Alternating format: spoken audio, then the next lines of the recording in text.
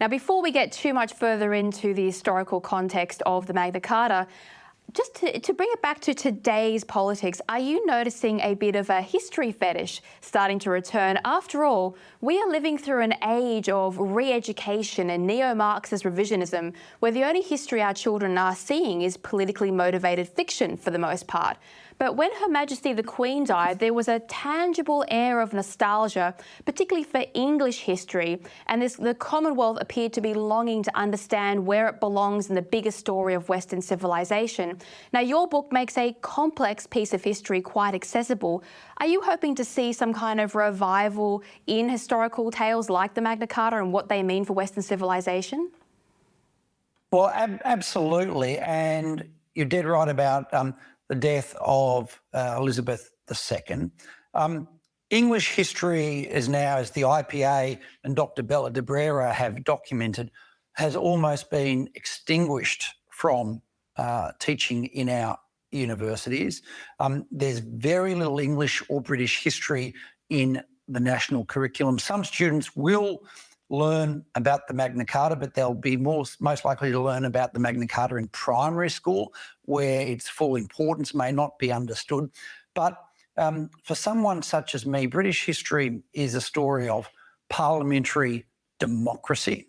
It's the story of our freedoms. It's the story of the freedom of the press, all of which are British concepts. Now, exactly as you said, we've got young people today being told about the alleged racism of the British and of British colonialism.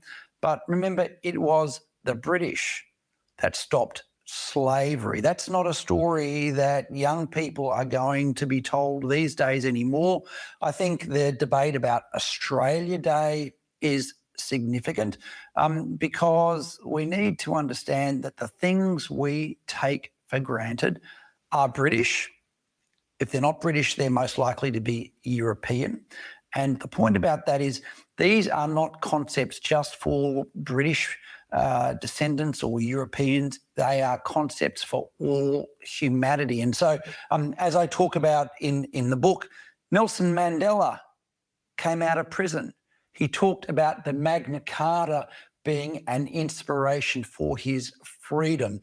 During the Cold War in Eastern Europe, in the battles against communism, dissidents would talk about the ideals of the Magna Carta and about freedom of conscience. So I think as young people are not learning history, but as young people are wanting to know where they belong in the great story of humanity, we are finding a renewed interest. And one of the most exciting things about the sale of this book is that, as far as we can tell, it is young people gobbling up this history because they want to know the past and they want to know where they belong in our wonderful story. I'm not sure. You mentioned there the idea of the fact that the English ended slavery. Now, there's a whole YouTube phenomena devoted to young people, younger than me, people who are just leaving school, particularly African Americans, who are reacting to videos about the end of slavery. And they cannot believe the lies that they were told in school and what the real story of history actually is. They had no idea that the African slave traders were indulging in this activity for thousands of years before England was even a thing. And so there is definitely a resurgence of history, but young people have to find it themselves. It's not being taught to them in school. It's the free market of ideas and the internet that is bringing this knowledge to them. Now, John, I can't avoid it any longer. Tax reform isn't usually the first topic that people pick when writing, an historical romp through history. Now, you wrote, and I quote, "Ultimately, the limits to taxation embedded in the Magna Carta took on a life of their own, giving us the essential building blocks of modern democratic liberty. From the provisions of the Magna Carta came the principle of the rule of law, that every person, including the king, is subject to the law. The Magna Carta is also the key to the development of the English common law, whose principle that law should evolve gradually and organically is one of the foundations of the liberal legal order. All this came from the Magna Carta's limits on the power of the state to tax," end quote. There aren't many fans of tax, John. You're going to have to explain yourself. How does a tax system create a framework for liberty?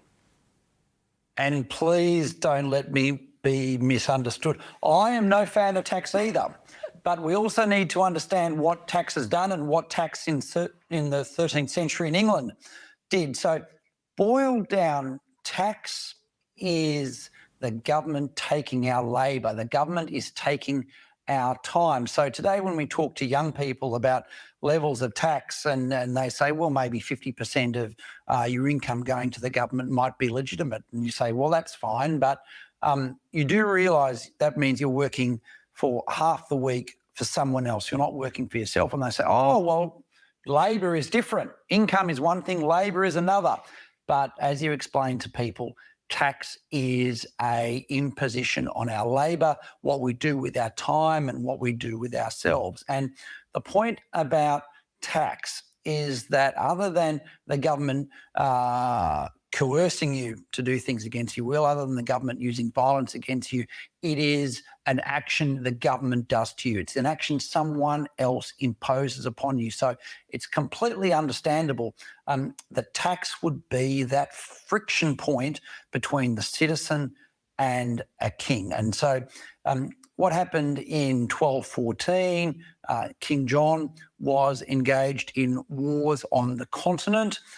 He was defending the Angevin Empire in France, as so often happened to English kings. They lost battles. They needed to dramatically increase tax. And when we're talking about dramatically increasing taxes, back in those days, a very heavy tax was regarded as something like 10% of your income or capital, if only that was the case today.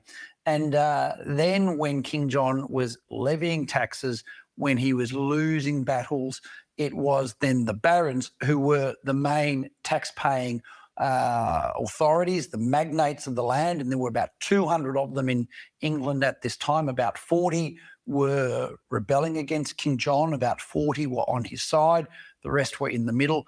They said, we can't afford these taxes. Not only can we not afford these taxes, but you're doing all these other things to us as well. You're taking our sons and daughters as hostages for the payment of taxes. You're not allowing us to trade. You are imposing arbitrary charges upon us. And all of these things came together to give us the Magna Carta. So not that there might be anything good in tax, but as happened 800 years ago, tax then did give rise to all of these important concepts that we're talking about today.